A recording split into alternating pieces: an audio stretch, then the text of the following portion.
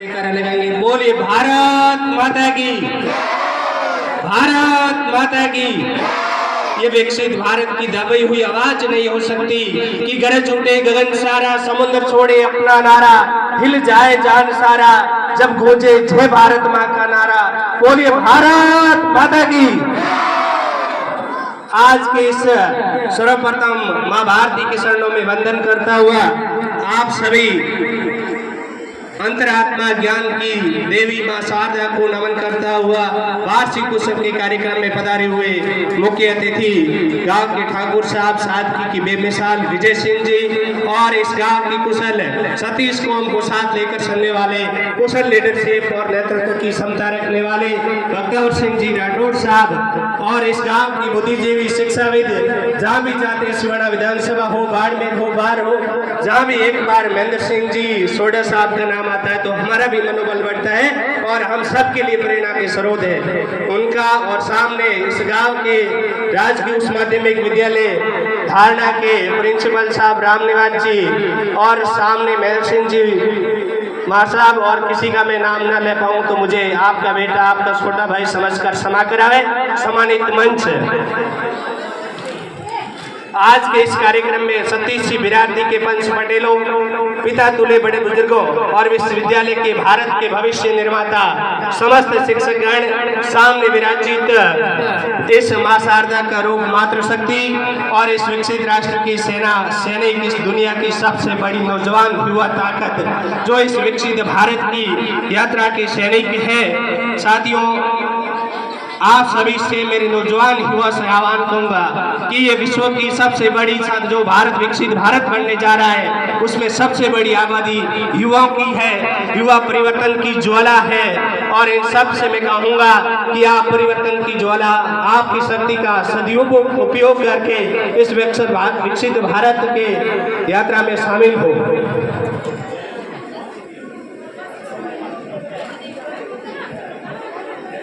वैसे कल हमने 26 जनवरी मनाया था तो आप सबको पता है कि 26 जनवरी में एक संविधान लागू हुआ 26 जनवरी 1950 को। तो क्या है संविधान में थोड़ी एक दो लाइन में कहूंगा कि दर्जनों भाषा है, सैकड़ों विधि है, हजारों विधान है, जो सबको जोड़कर साथ रखे वो हमारा संविधान है। पहले हुए हम स्वतंत्र, फिर बना हमारा गणतंत्र। इस संविधान के कारण हमारा देश सबसे बड़ा लोकतंत्र, हमारा देश सबसे बड़ा लोकतंत्र। और उस पर शहीदों को याद करते हुए मैं कहूंगा कि आजादी की कभी शाम नहीं होने देंगे, आजादी की कभी शाम नहीं होने देंगे, शहीदों की कुर्बानी कभी बदनाम नहीं होने देंगे, शहीदों की कुर्बानी कभी बदनाम नहीं होने देंगे। बसी हुई एक बूंद लहू की जिसमें, बसी हुई एक बूंद लहू की जिसमें, तो भारत माँ का असल नीलाम नहीं होने देंगे, भारत माँ का असल नीलाम नहीं होने देंगे।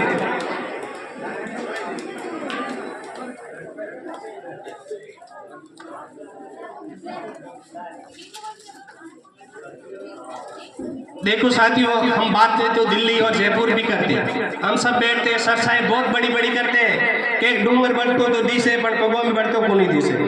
आपरी वास्तविकता दी रूबरू वेणो पड़ेला, आपरी कोई कमी उनमें सुधार करोला, जरो आपरे गाँव विकास करेला। और महात्मा गांधी का एक श्लोक है कि भारत की आत्मा गाँवों में निवास करती है, जब गाँव का विकास होगा तब अपने देश का अपने आप विकास होगा। तो सबसे बड़ी हमारी जो कमी है, देखो बकरान तो सब कर लेंगे लेकिन आपका एक नौजवान युवा साथी आपको आपकी वास्तविकता से, आपकी कमियों से रूबरू करवा रहा है। सबसे बड़ी शिक्षा की कमी है साहब। आप आसपास देख लीजिए, अपने में सिवाड़ा विधानसभा और अपने आसपास के 100 गांव में या तो शिक्षा की बहुत बड़ी कमी है।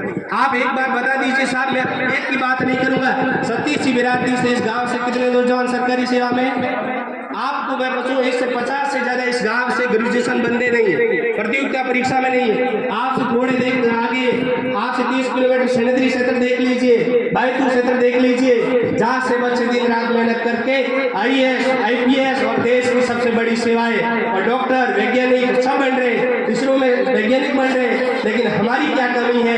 क्योंकि हमारे गाँव से बच्चे इतने टैलेंट, प्रतिभा के धनी होते हुए भी कहीं न कहीं इन सेवाओं में नहीं जा पा रहे। तो कहीं न कहीं ही हमारी कमी है, इसे हमें सोचना चाहिए, चिंतन करना चाहिए। और इस विषय पर जो जनप्रतिनिधि और इस गांव के सभी वरिष्ठजन हैं, उनसे मैं कहूँगा कि आप सब आगे आकर इस भारत के भविष्य और विकसित भारत की राष्ट्र में हमारा गांव कैसे शामिल हो, इसके लिए काम करें।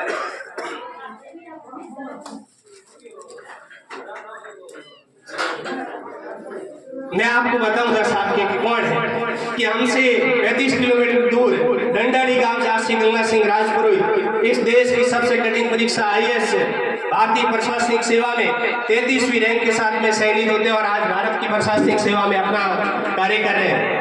और आपके ये आसपास शिवड़ा विधानसभा का कुशीप जहाँ से जेटू सिंह गहलोत DYSP, आपका ये आसपास क्षेत्र मौड़ी जहाँ से सुरेश देवासी, आपका इंस्पेक्टर, आपके बीच में बैठे महेंद्र सिंह जी बड़े शिक्षाविद, और अपने गांव में से भी कई लोग बैंकिंग में भी है और सरकारी राजस्व विभाग में भी है, लेकिन साहब जितना होना चाहिए उतने लोग नहीं है। ये हमारी सबसे बड़ी कमी है।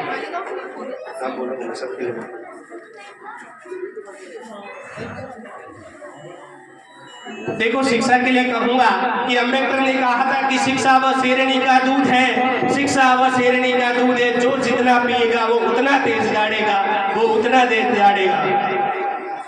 कि जरूरी नहीं रोशनी चिरागों से होती है, जरूरी नहीं रोशनी चिरागों से होती है, शिक्षा से भी घर रोशन होते हमने देखे हैं, शिक्षा से भी घर रोशन होते हमने देखे हैं। मैं विद्यार्थी और शिक्षकगण और समस्त ग्रामवासियों से कहूँगा कि काम ऐसा करो कि पहचान बन जाए, काम ऐसा करो कि पहचान बन जाए, हर कदम ऐसा चलो कि निशान बन जाए, हर कदम ऐसा चलो कि निशान बन जाए। या जिंदगी तो हर कोई काट लेता है, या जिंदगी तो हर कोई काट लेता है, जिंदगी ऐसे जियो कि इस कदर मिसाल बन जाए, इस कदर मिसाल बन जाए।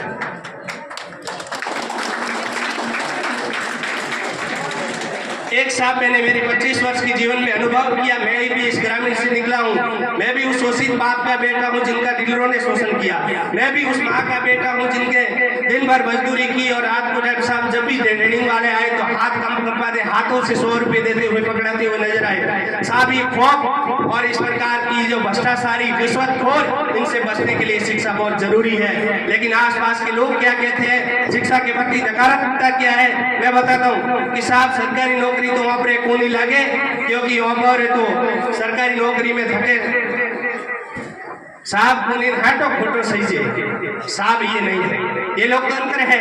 आपकी अगर प्रतिभा है तो आपके लिए मंच खुला है, आप आगे आइए।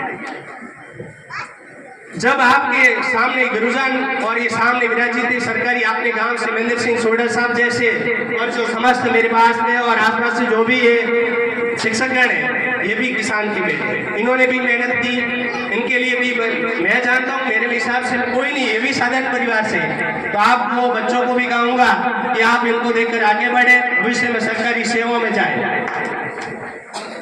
एक और बात है जो हर मुद्दे पर मैं किसी को नहीं कहूँगा टारगेट करके, लेकिन 5-6 लोग ऐसे होते हैं जो आपको गांव के छोटा पर मिल जाएंगे या किसी सभा में मिल जाएंगे, जो नकारात्मक फैलाते कि पढ़ाई हो है बेया घड़ा लगे खर्चों अपने पाल है को नहीं। साहब मैं बात कहता हूँ कि इस लोकतंत्र और एजुकेशन इस प्रकार से, अगर आपका बच्चा 1 से 12वीं तक कक्षा में पढ़ता है तो आपको 1 रुपया फीस देने की जरूरत नहीं है। उसके बाद में अगर आपके बच्चे के प्रतिशत अच्छे है, वो यूनिवर्सिटी में जाता है, कॉलेज में जाता है, तो कैटेगरी भाई आपको राजस्थान की सरकार, भारत की सरकार आपको स्कॉलरशिप देती है। वो बंदा भाई चाहे BPL जनरल का हो, EWS का हो, OBC का हो, MBC का हो, EWS का हो, SC का हो, ST का हो, तो इन नकारात्मकता को छोड़कर अपने बच्चों को पढ़ाए। शिक्षा जीवन के लिए बहुत जरूरी है।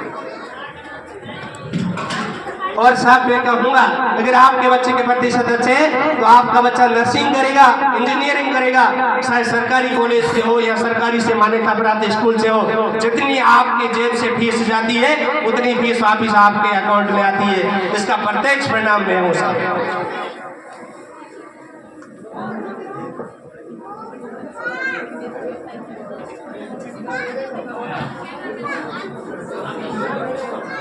और एक बात कहूँगा कि हाँ साहब, ये हमें भी पता है, हमने भी